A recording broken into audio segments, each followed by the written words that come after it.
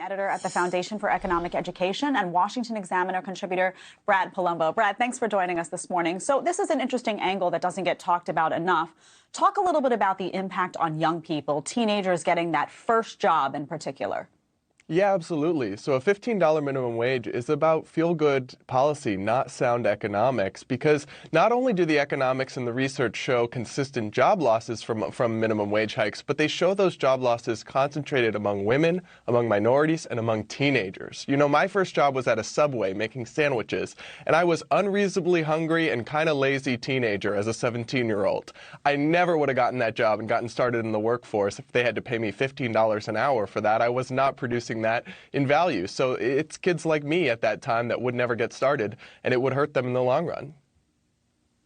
I think I'm still unreasonably hungry. That's a great expression. I'm going to steal that, Brad.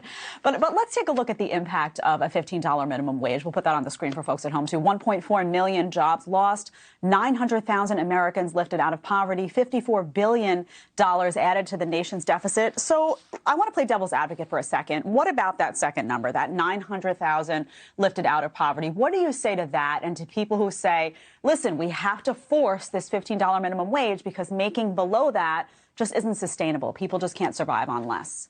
Right. Well, it's not a good trade-off to lose 1.4 million jobs for 900,000 people seeing a rise in income. But even if it was, even if you find that appealing, well, guess what? That rise in income doesn't mean much because companies pass on the cost through raising prices. They did a study on McDonald's that showed they didn't lay people off because they're a giant corporation. It's small businesses that have to fire people. What they did is they passed prices on by increasing 100% to include the cost of minimum wage hikes. So even if they see a nominal rise in their wages, their actual standard of living doesn't increase much because they just get hit with price hikes. So the long and short of it is the minimum wage hikes do not help the people they're supposed to help, and they only honestly hurt the economy overall. Brad Polumbo, thanks for being with us this morning. We appreciate it. Thanks.